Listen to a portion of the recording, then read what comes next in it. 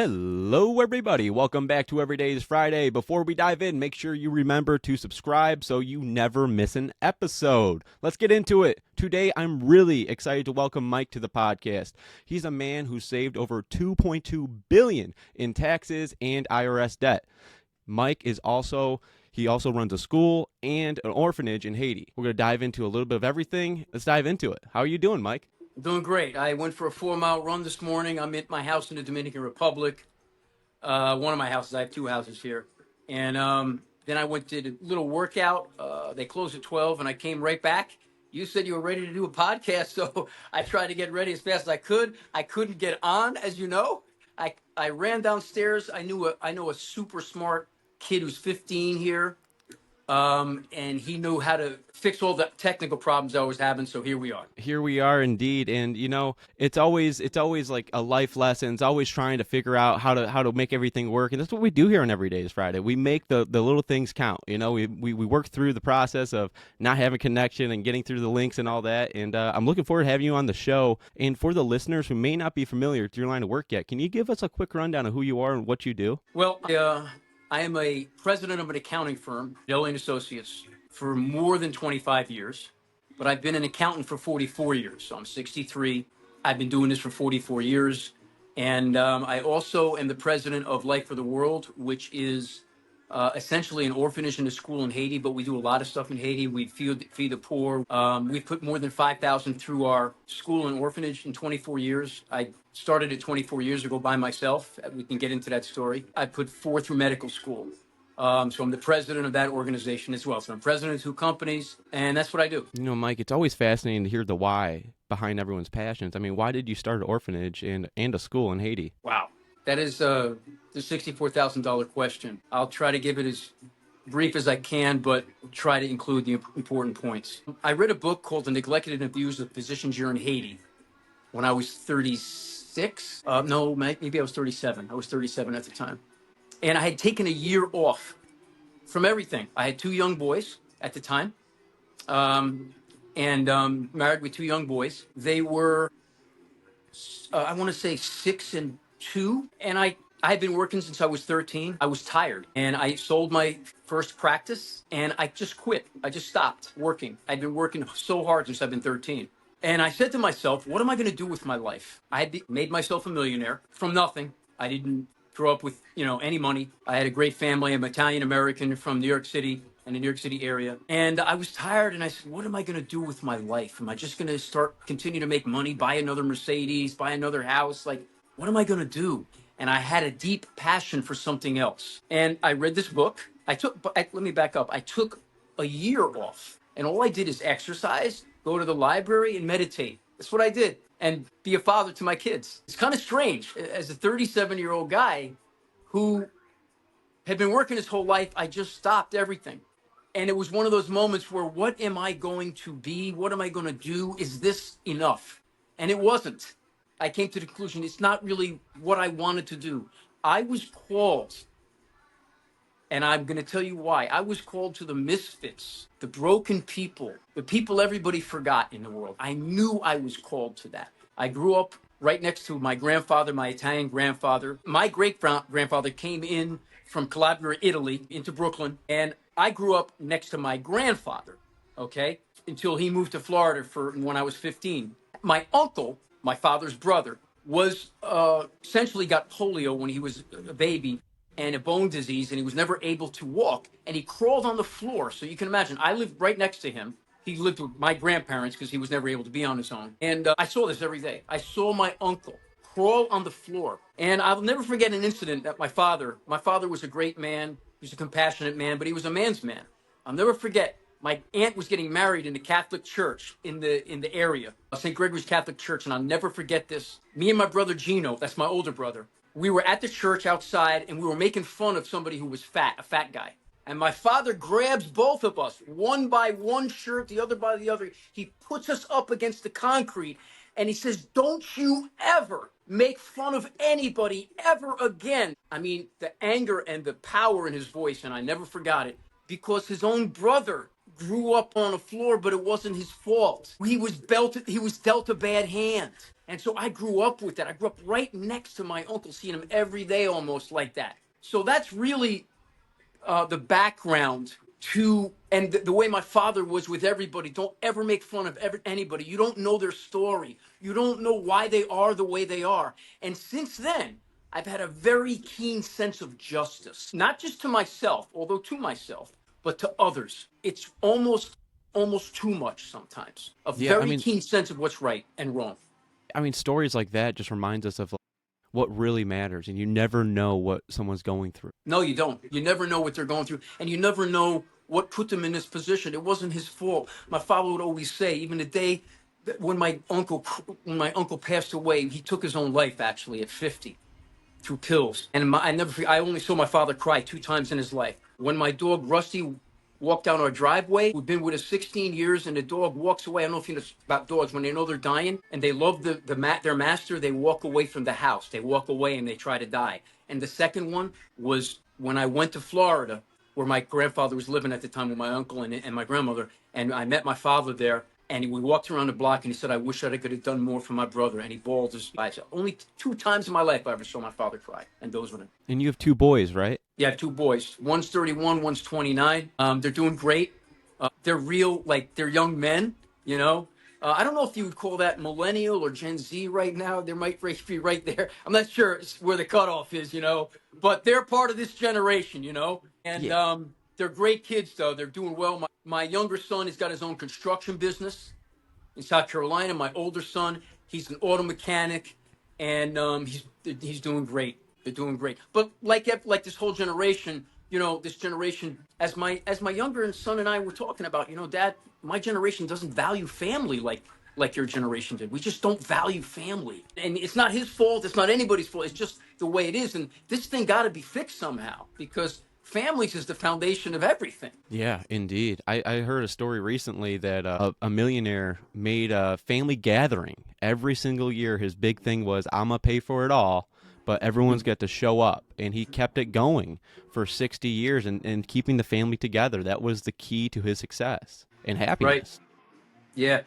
Yeah, you see it everywhere. I mean, one of the things I noticed that, you know, I'm 63, so I'm from the baby boomer generation. And one of the things I notice is, you know, in Miami, recently I was in Miami, obviously doing a lot of content, and I met a lot of young guys look like you. You look like you're about 28, 30, somewhere in there, right?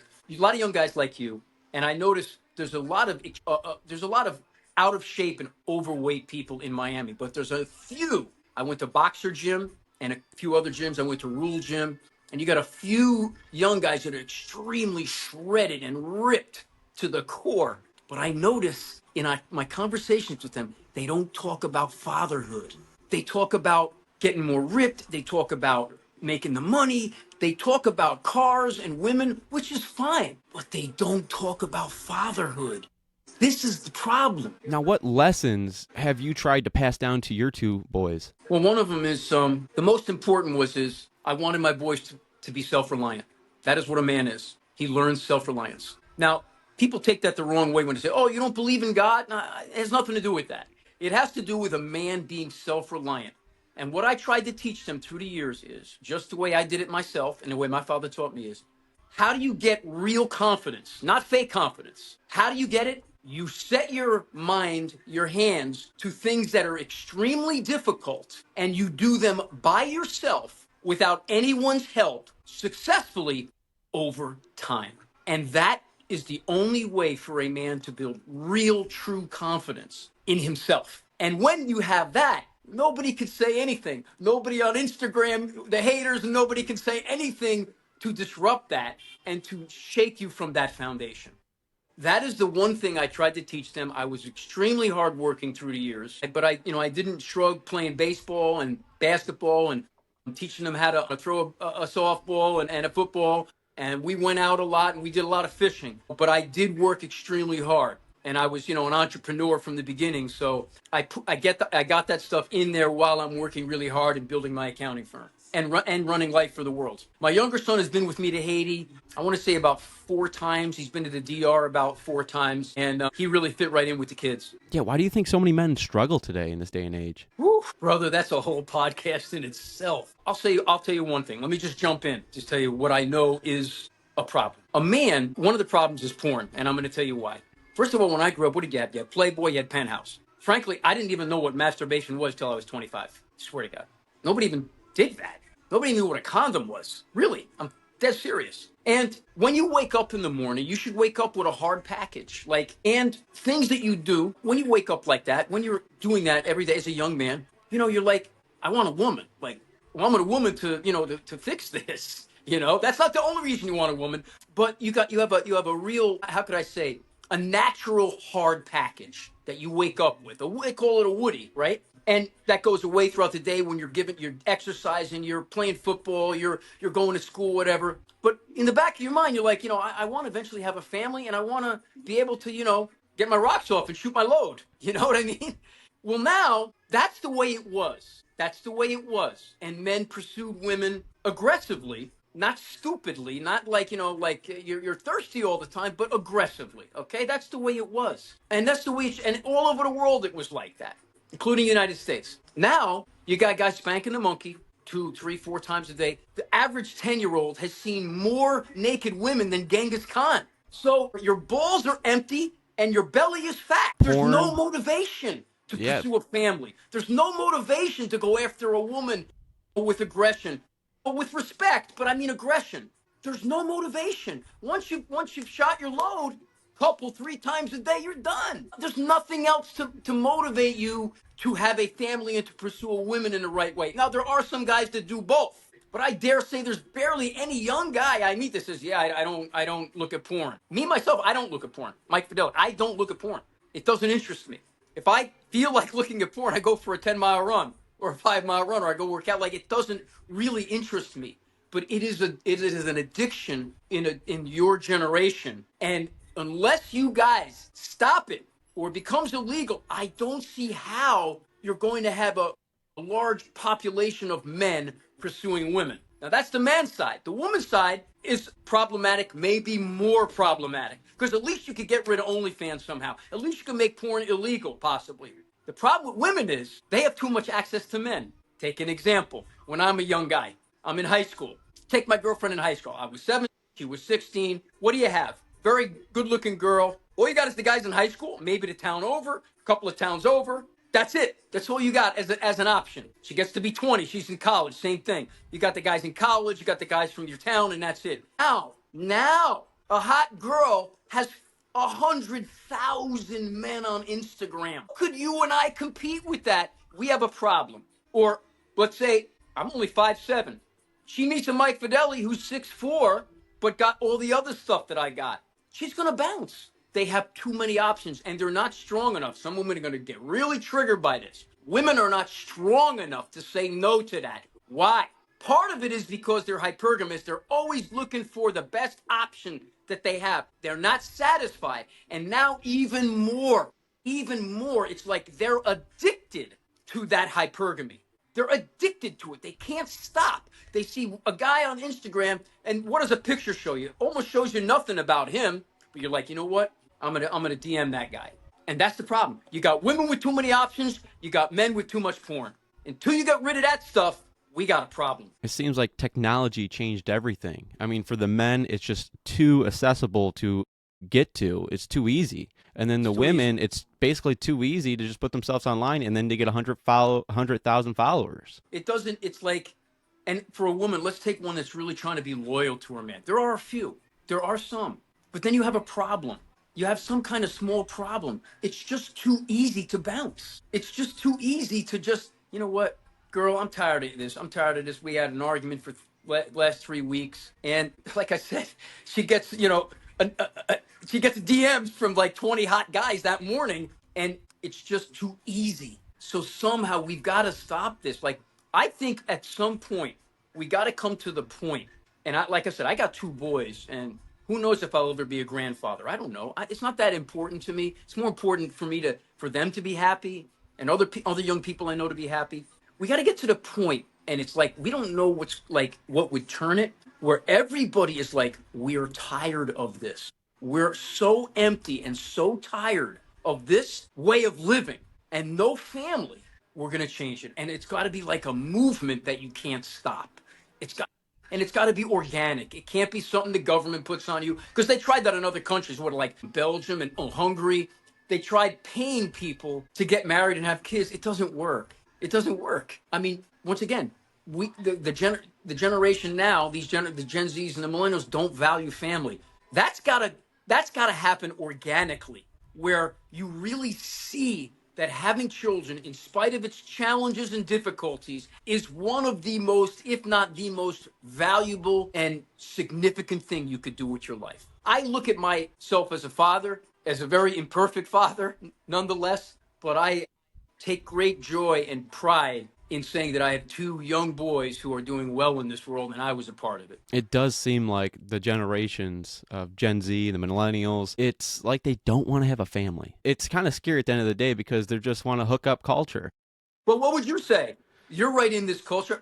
I put the question back to you. Yes. Why do you think, and why do you think it is, and how do we fix it? The way we have to fix it is, you're right, and get rid of the porn, get rid of the easy access. Maybe do something. I think California changed it now, so it's not accessible. Really, you have to put in an email address, and the government knows if you're going online or something like that nowadays. Maybe do something like that. Just the society nowadays, we're growing weak men. And men need to be men nowadays, and they got to be the head of the household. They got to understand what they need to do at the end of the day. I mean, what advice would you give for like building a healthy relationships in today's world? I do blame these parents. Kick him out of the house. If he's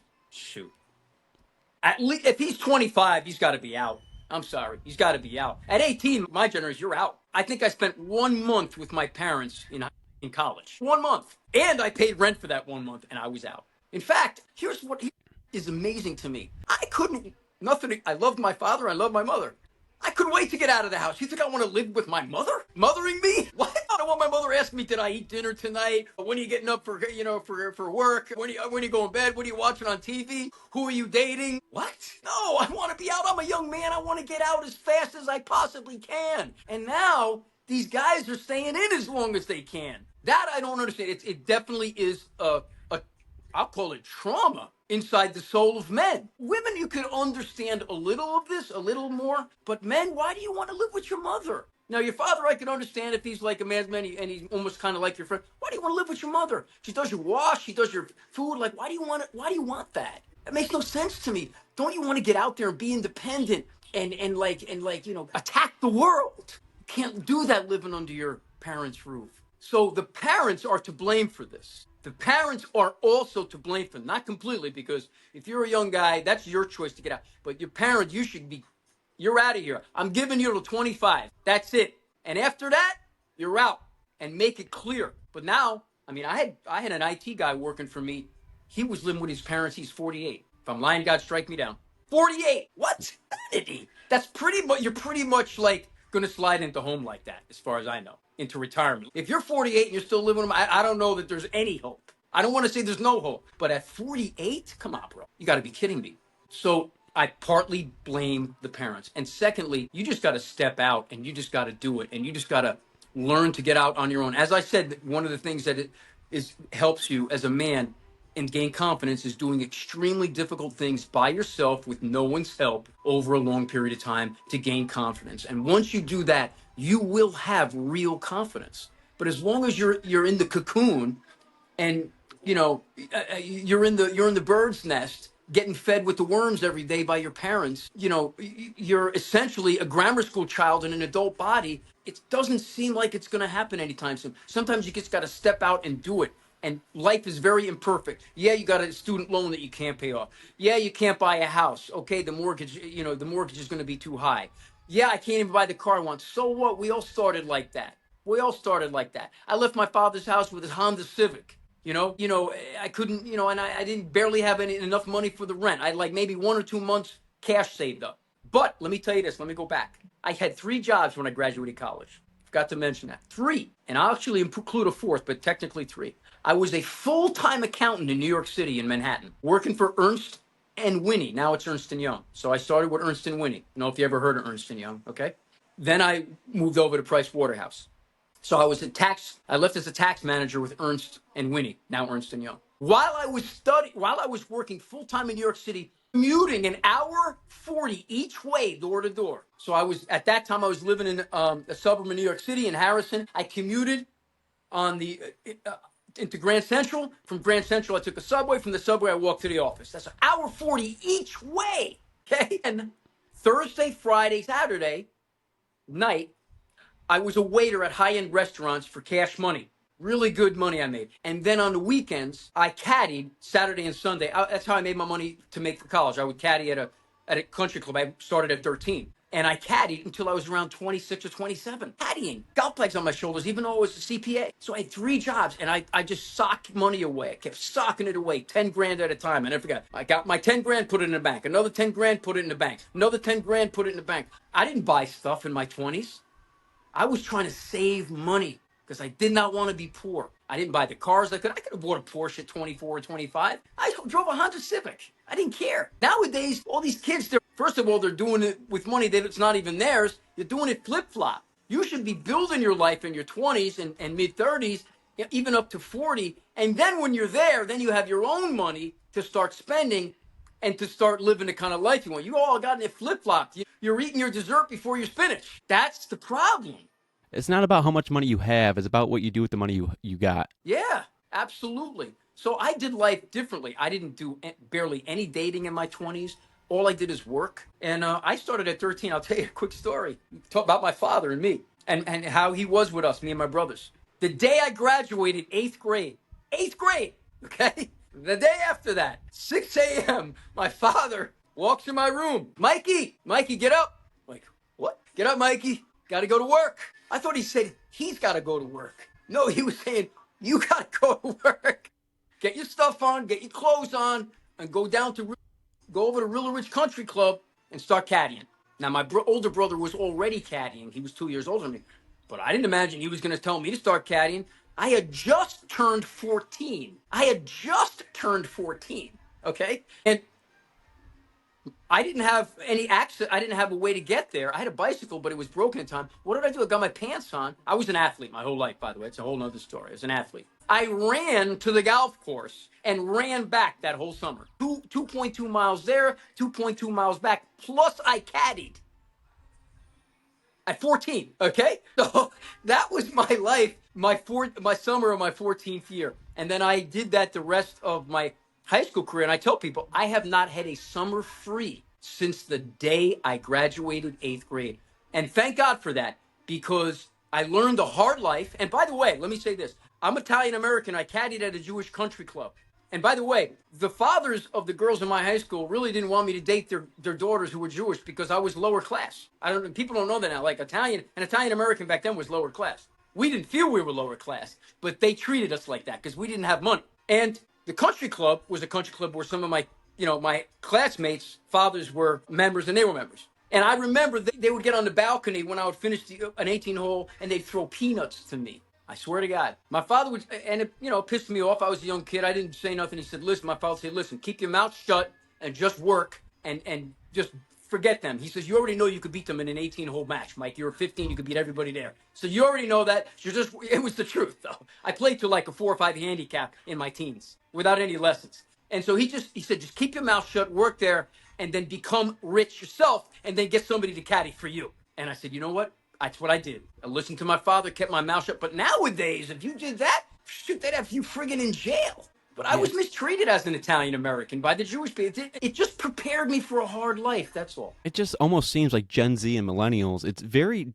different from your time period, though. The kids nowadays, they're addicted to playing video games. They can't get off watching Netflix, the porn like you were speaking of, and they don't want to work. They don't want to get up and work. They don't want to find a job to get out there and work. And it's one of those things that you have to sit back and go, do they want to have a family? I mean, I'm trying to think about people I know personally. How many people do I know that are married and have a house? How many? Not that many. Listen, I asked a young person recently, and some of them work for me in my firm. They're in their 20s. I asked a young person recently, because we were talking. It was a young girl. And I said to her, how many people in high school that you went to high school with? Now listen to what I'm going to ask, because we were talking about this subject. Because she's saying she wants to get married. It's hard to find men out here. That kind of thing. That typical. And I understand she's working hard. I said, how many do you know that are married? You went to high school. She's 29 now. 29. So it's 10 years ago. She graduated 11 years ago. How many people your age now are happily married with at least one child, not divorced? The woman is a homemaker. Hold on. She's a homemaker. She's not out there working, and he's out there working, supporting the family. Like you had when I was a kid, all the families were like that. 95% of the Italian families in my neighborhood were just like that, right? So I asked her, how many do you know? What she said? Zero. That tells you the story right there. None. Now, there were the couple that had kids, but they're not married. There's a couple, one that had a kid, but they're divorced. Nothing where it's normal. They're happy. They're still married, and looks like they're going to be happily married for a long time. Not one. What are these young girls doing? They're going on trips. Even though they're sleeping in their sister's couch with a baby, somehow they come up with enough money to go on a birthday party to Jamaica. That makes sense, right? You hear them talk like, yeah, girl, somehow I got to find money. I want to go on my birthday to Jamaica. Meanwhile, you don't have a job. You don't have anybody taking care of your daughter. And who's going to take care of your daughter but your grandmother or your mother or your sister? This is such a dysfunctional life. So I'm agreeing with you. We're talking about how to fix it. I give you a way. Somehow these girls cannot have access to money. Now, let me tell you another thing that really has to change. Got to get these women off of OnlyFans. Now, look, and I got nothing against Jack Doherty. I like Jack Doherty. They're calling me Jack Doherty's father, okay, in Miami. I got nothing against him. That's how he's making his money, managing these girls. But look, Jack, it's ruining our culture. Maybe you got to find another way to do an OnlyFans without it being porn, because these women are having too much access to money and not needing a man at all is ruining the culture. They're not needing a man for money, and they got multiple boyfriends, and they seem fine. You get on this whatever podcast, you watch that, or you watch Fresh and Fit, and these women don't even want to be with a guy. They want to be doing their OnlyFans, and it's traumatizing. Women don't even realize it. It is creating trauma in you.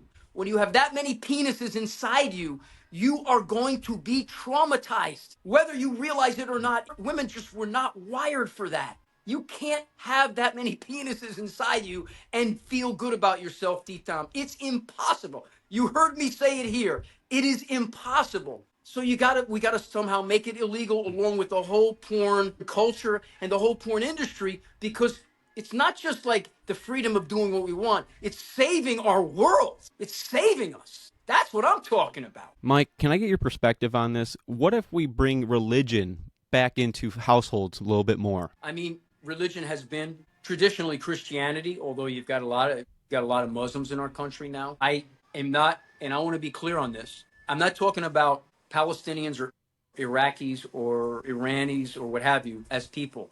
I'm talking about the Muslim religion. I believe it is a violent religion, and I'm not for it. So I'm going to say that right out. I've done a lot of studying on it. I was in seminary for 12 years. I was in a Christian seminary for 12 years. And I have a real problem with the church also for different reasons. Not because it's a violent religion, but because people really, I have an intellectual problem with Christianity. And frankly, I have an existential problem with Christianity. That is how people practice it. And I just think it's people at the end of the day, they don't practice what they really say they believe. I don't want to call them hypocrites. They just don't practice it. At the end of the day, it's going to be all about money, and it's going to be all about them. And if you look at the way Jesus Christ was and how he lived, he didn't live like that. So, Jesus talks about, it is easier for a camel to go through the eye of a needle than for a rich man to enter the kingdom of God. And most people just care about money. And Jesus, ministered to the poor. He ministered to the lepers. He ministered to Zacchaeus, who was a tax collector, who ended up giving half of his net worth away, which is what I did in Haiti. I gave away half my net worth over a 24-year period.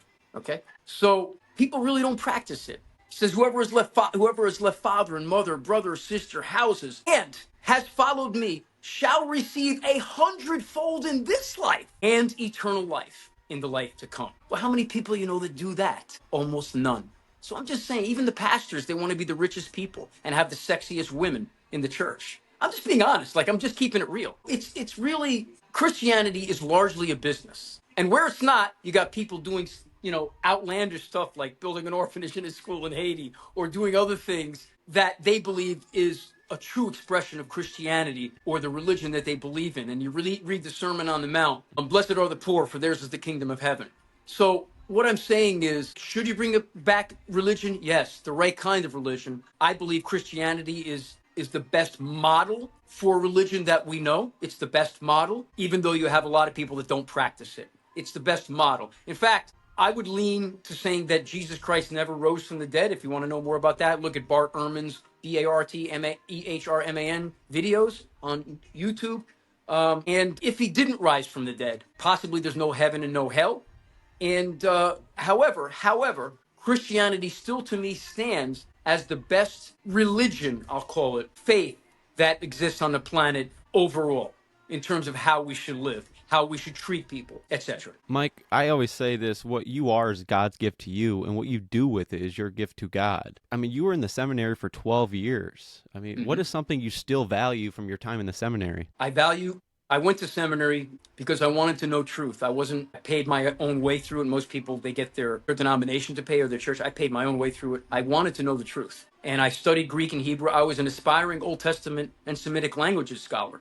Old Testament, Italian American. I was an Old Testament aspiring scholar. And that was more than 20 years ago. Speak a little, I can say you want to hear say Psalm 1. That's part of Psalm 1:1. So I was an aspiring Hebrew scholar. I could translate the Bible from Greek and Hebrew with a Hebrew or Greek lexicon next to me. What I valued from seminary is I got the truth. And the truth is there are a lot of errors in the Bible. There are a lot of textual errors and factual errors. It's a whole nother podcast. But what I got out of it, so that's, you could say, a negative in a sense. But it emancipated me. It freed me because I didn't know if it was really what was true, what was not true. It emancipated me. And I even, I have a lot of problems in terms of, the contradictions. For example, King David, is regarded by Jesus as the greatest saint of the Old Testament, and he wrote half the Psalms. And yet he had more than 300 concubines and multiple wives. And in the Old Testament, concubines and multiple wives is not adultery. People say it is. It's not. He committed adultery with Bathsheba and killed her husband, Uriah the Hittite, to try to cover his sex with Bathsheba when he took her, when Uriah was out in battle, and he brought him back to try to make it seem like he impregnated her, but he didn't. That ended up being King Solomon, the baby that she had. But the Bible never calls those David's sins because they weren't. David did not commit adultery. Adultery is sex with another man's wife. And David only did that once with Bathsheba. But the Christian church says that what he did was sinful. But how could he be sinful when he wrote half the Psalms? He's regarded as Jesus as the greatest saint of the Old Testament. And in the Leviticus passage of the Pentateuch, grounds for adultery is having sex with another man's wife. It's not just having sex with an unmarried woman, which is what a concubine was. And by the way, let me throw this in. There is no passage in the New Testament that says having sex with a single woman is adultery or fornication. Fornication in 1 Corinthians 6 really is having sex with a harlot. And a harlot was a very specific kind of woman in the Old Testament who was a liar and a thief and a dirty person having sex with multiple men. That's a whole nother podcast. Having said all that, what was the value I got out of seminary? I got this value, that I came to believe that the Christian faith is the best expression of religion that there is, and I decided that I was going to follow it, whether or not I believed that Jesus Christ rose from the dead or not. And I did, and I built a school and an orphanage with half my net worth. I did it. I got on a plane by myself. In 2001, I got on a plane after reading a book, The Neglected and Abused of Vision in Haiti, with about $50,000 in 8 suitcases along with my clothes, $50,000 in cash. I didn't know what I was going to do. I got on a plane I've never even been anywhere. I've been to Canada. When I traveled the country as an LPGA tour caddy in my early 20s, I traveled Canada and I traveled the United States, but I got on a plane, knew nothing and no one, couldn't speak a foreign language. And I got off the plane and I said, does anybody speak English? And some guy, Haitian guy in broken English said, yeah, I speak English. And I said, do you know this place called City Soleil? Because I read it about in this book. Here, I got this book in my hand. I got 8 suitcases. First of all, you can't do that anymore because they got these scanners now. They can see how much cash you got in your suitcase, so you can't do that anymore. But you're talking 20 years ago, so you could do that. And I hid all the cash and I got through, right? I was smart enough to do that. Remember, I grew up in New York City, so I knew how to hide things. So I hid all my cash, 8 suitcases. We put them in 2 different taxis. He said, look, you don't want to go to City Soleil. He's telling me, it's dangerous. You're going to get killed. And I'm like, okay, are there churches around here? He says, yeah, there's a church. I took me to a church. I spent the night there. Of course, I'm the only white guy you can see anywhere. I stayed there for a couple of days, and then I wanted to go to this place called City Soleil. And I went there for 3 weeks, almost a whole month. And I rented an SUV, and I stayed in mud huts every night. I was staying in mud huts. And with my suitcases with money in it in the SUV, like nobody, like how did my money not get stolen? Because there were bosses in the area. They call them jefes, the bosses of the villages, and they protected me because I was feeding their people. I was helping their people, and they protected me. They're like, no, nothing's gonna happen to your stuff. They told me in Creole. Now I speak Haitian Creole, but they're like, no, tu maleto aquí es libon. It's good. Everything's good here. Tout mundo connaît, mais tout mundo haitiano. Everybody here knows you love Haitian people. So, after the 3.5 weeks with my Haitian guide, he came in back and forth every day. He didn't want to stay with me. He thought it was too dangerous. And here I am, in mud huts. A mud hut, you're swatting mosquitoes till 4 a.m. I mean, it was brutal. It was brutal. I mean, I could the first couple of nights I couldn't stay in the mud hut. I had to get in my SUV and turn the air conditioner on because I couldn't do it. Haitians, they sleep through that stuff like they're drinking a glass of water, man. And you look at them, they got scars all over their legs. That's mosquitoes eating them alive for their whole lives. So I finally got used to eat these mosquitoes, the size of small helicopters, eating me alive every night. And then right at the end, I'm like, I'm going to go, travel the rest of the Haiti. I don't know what I'm supposed to be doing here. Like, I'm still trying to figure out why I'm here after I read this book, The Neglected and Abused of the Missions Year in Haiti by Joseph Benavenga, Italian Catholic. That's what interested me in going to Haiti. But they said, Papa yo mem, which means these children here want you to be their. And I said, what? The women, they said to me, they want you to be their father. I mean, okay, what do we do? I mean, literally, that's how the orphanage happened. Mike, that is a huge commitment. I mean, it shows your heart for others. I mean, you're going to make me cry now, man. Bring me back to that moment, because that was a moment for me. That was, I guess you could say, the moment of truth. What was I going to do, And so I said, okay, let's get him some real clothes, first of all. And let's get to a hotel, and let's figure out what we're going to do. I am a businessman. I'm like, I don't know what to do. So we go to this hotel. My guide is still with me, but he says, listen, I don't want to, in Creole, he's telling me, I don't want to do this no more. I don't want to do this anymore. That very morning, the next day, this is how, I believe God works, because I do believe in God. This is how God works. Some guy on the street came to me, and he's been the director ever since for the last 24 years. I got my coffee in the same place every day. I love Haitian coffee. And I'm talking with the people, I'm learning Creole, whatever I'm doing. And he comes to me with a guy that speaks English, another Haitian, and he says, I heard there was a white man helping the children in misery, and God sent me to help you. That's exactly how he said it. He just so happened to be at the church that I went to that first time when I got to Haiti. He was a member of that church. And he says, Mwen genyen yon kai non lot. He said, Mwen genyen kek munyo, I have some children. Kek timunyo, I have some children. You have some children. Let's start a school. Let's start an orphanage. He's saying, I said, okay, let's do it. Yeah. That very day, we go to the place. I rented it for another 2 weeks. And then after 2 weeks, we just figured out how to buy it. And we bought it. I bought it. And that was the beginning of Maranatha Orphanage and School in Sousmetla, Haiti. And we became the top primary school in all of La Plaine, which is North Port-au-Prince. Mike, stories like that reminds us why giving matters. Yeah. I mean, and That's so incredible. I didn't really want to take care of many children. I didn't really intend on building an organization. I just thought I'd take care of 10, and then it was about another 10 that he had, 20 kids. So when I got back, I just started to email people. Listen, I never asked for people's money, which is really interesting. I had money.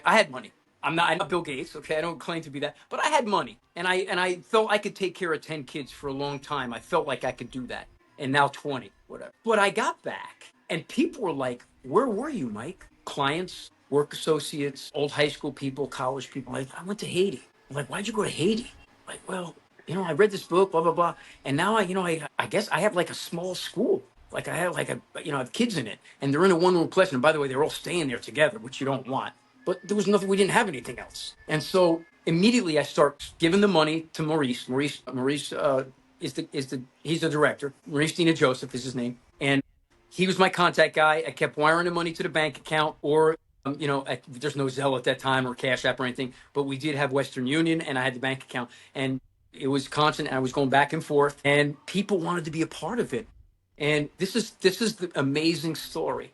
This is the amazing story. Okay, I had clients. They're like, "You got an address to this? Like, what's your address?" Like, "Well, I got a PO box." PO box. I had a client, Weiss, great friend of mine for many years, but he's doing well as a human resources human resources professional, I should say, in his own company. Got a check for 50,000. That's what I was getting. Checks for 10,000. Like, people just sending me money because of my history with them. They believed in me. Like, they knew this was real, and they wanted to be a part of it. And they're like, "Mike, how can I be a part of this?" And then I was sending videos. So you can go on YouTube now. If you look up Mike Fedele, Life of the World, you see like my YouTube videos over the last 20 plus years. And I was posting them, but I wasn't posting them to try to get money. Just so you're clear, I wasn't doing that. I was doing it to share my story. Just to say, man, this is what I'm doing. I'm excited about this. I have no idea what the frig I'm doing, but it's awesome. And I'm helping people in a way that I've always wanted to. People that really need help. Kids on the street that don't have parents, like really don't have parents, no food. And in Creole, they say, "Pagien mama, pagien papa, pagien manger, pagien remet." It means they don't have mother, they don't have father, they don't have food, they don't have clothes. Like, this is the real deal. This is extreme poverty that I've never seen this stuff. And I would have to go away. And I'm being completely honest. Sometimes I'd have to drive alone at night in my SUV. And I just sit there with a bottle of wine, man. I needed to get, I was in tears sometimes walking into somebody's villages. They put a child in my arms and say, Michael, nous besoin un fait, un bon bagay pour lui-même." This child's dead, and they said, "We need you to do something good for her." Well, the child's already dead. You understand? This is what I dealt with every day.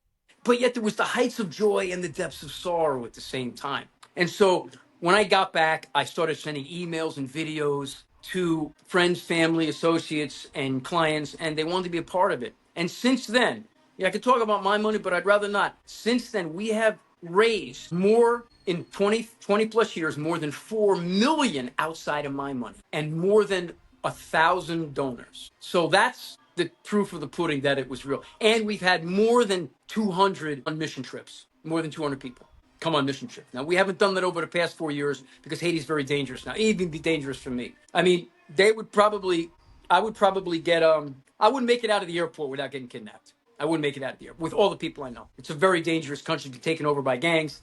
Once they saw me in the airport, the individual gang members of the different gangs would be like, basically, they're going to say in Creole, there's a juicy one in the airport, a white guy. "Oh, we know him. He's Miguel. He has money. You better get him before the other gang gets him." They get me in a car. They blindfold me. They put a rope around me. They take me to the mountains and probably ask for $1 million.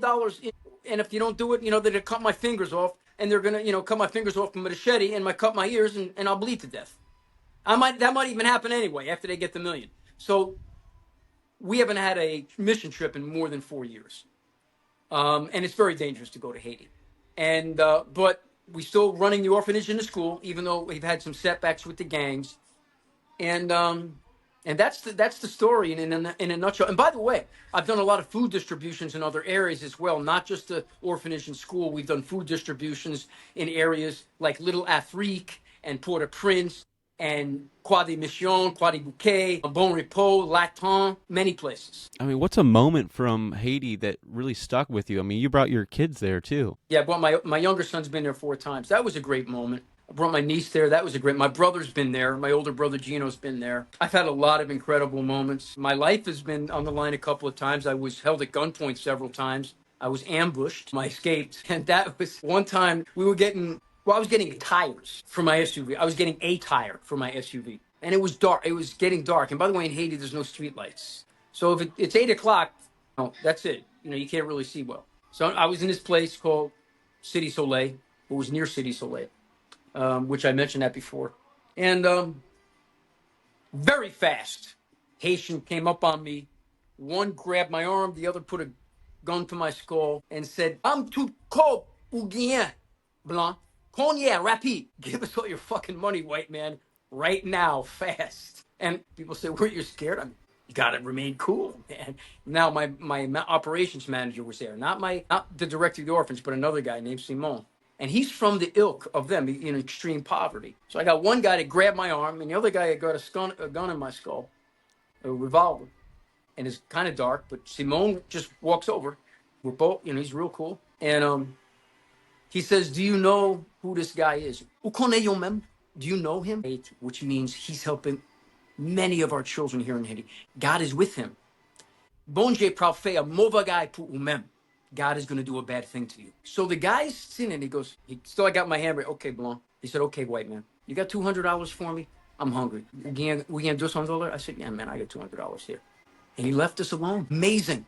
It's a miracle. Probably, in normal circumstances, they would have killed me and taken the SUV and it'd have been done. But it's another miracle story, sub-story in all of these, in this great story of, the orphanage and the school, Maranatha Orphanage and School. So, and many times we were hurting. There was ups and downs with the money sometimes, even though I had money. I mean, up and down with the orphanage and school. But I determined that failure was just not going to be an option for me. It just was not going to be an option.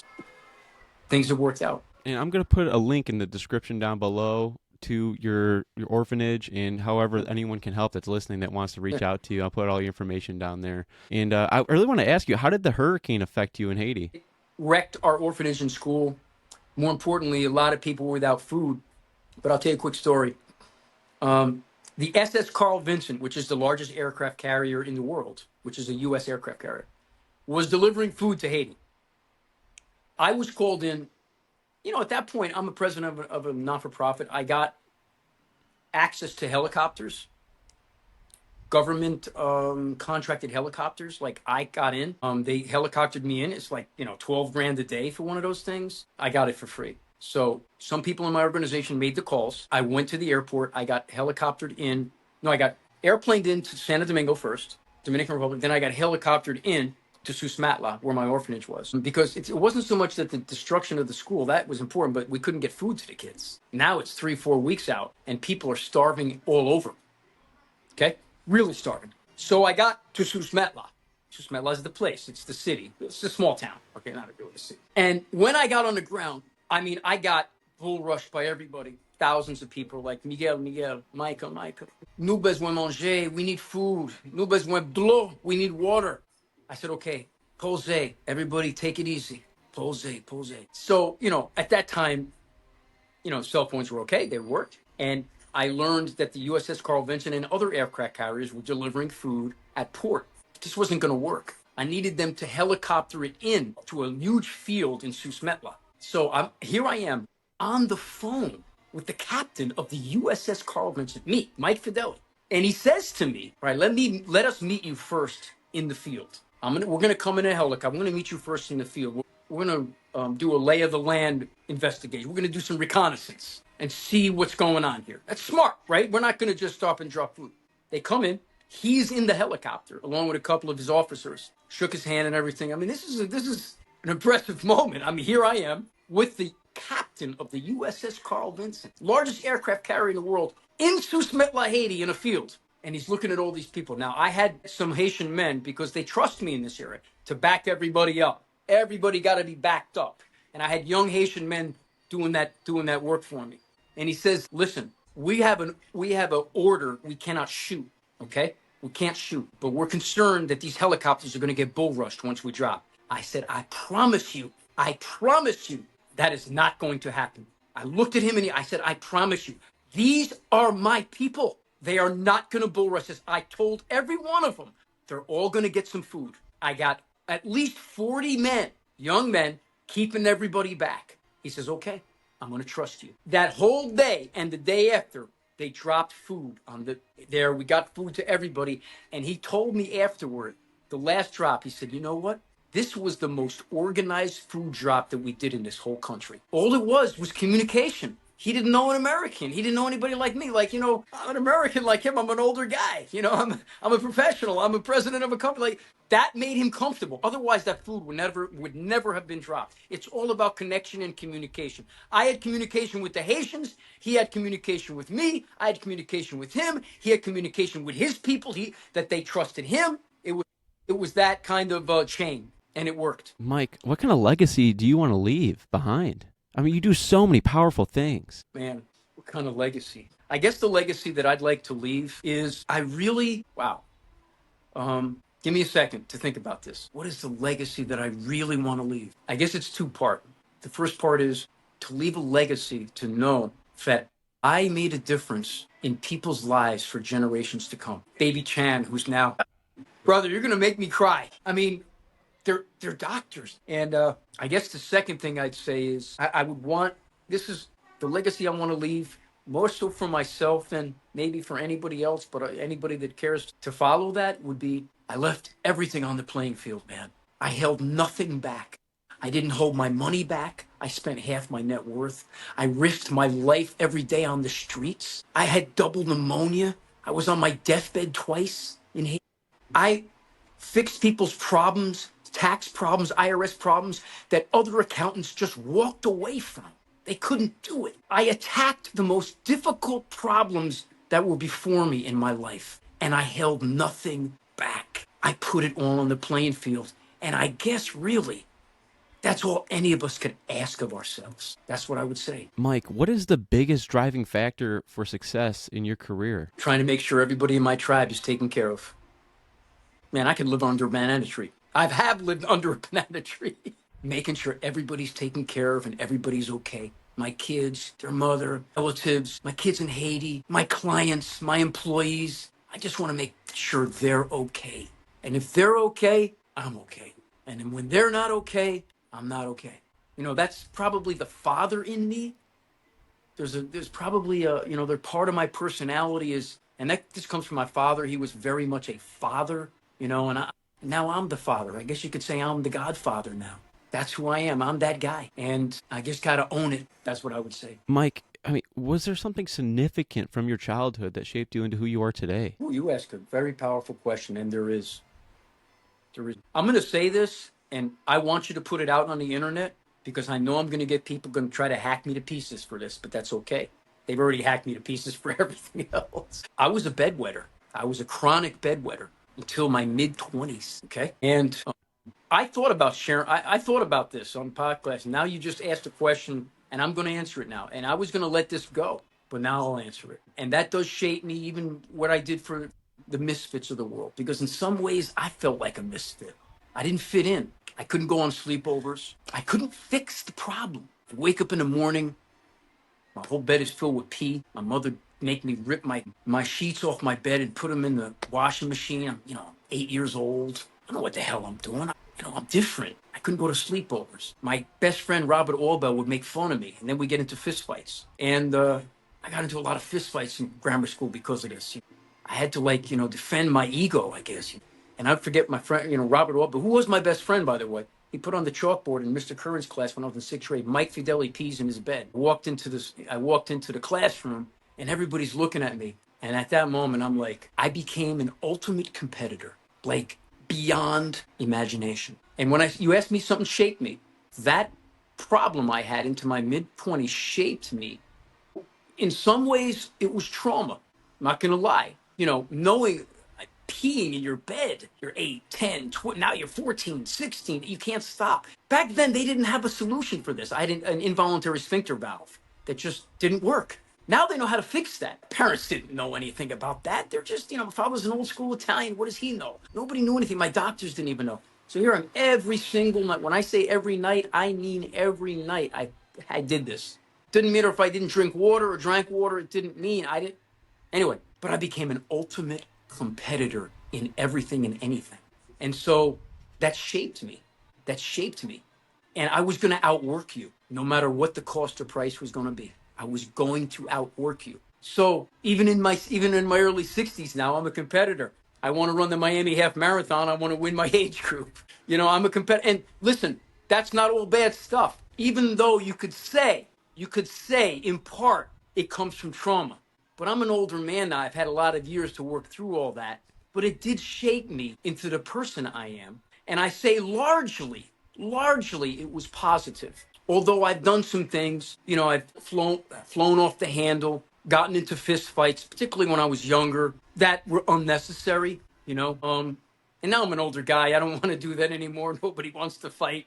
But I was ready to fight, you know, honestly, to the death at times. It was that bad. Mike, Because I was being made fun of. it's Mike. It's almost as if like you're called upon to serve and help people that can't help themselves. I mean, you have such a caring heart. Well, yeah, it mostly comes from seeing my uncle like that, and then, you know, going through my own traumas, you know, and having a deep sense of justice, like a deep sense, like this is wrong. This is just wrong. Listen, I'm going to tell you something. The other day in my house here, I set a mouse trap, okay, for the mice here. This is this is a true story. And in the morning, I caught one mouse, but he was struggling. The mouse trap was it's the sticky. I don't know if you know the sticky thing. It's not the trap, it's the sticky stuff. And both legs are caught in there. Do you know what I did? I brought him outside. I delicately cut him loose and I let him go. Most people are just, I can't kill him. Here I am. It took me a good 10 minutes because you have to be careful that you don't cut the mouse's legs off. It's just a little mouse while you're cutting him loose from the sticky stuff. And you got to make sure you cut enough of the sticky stuff that he can still walk.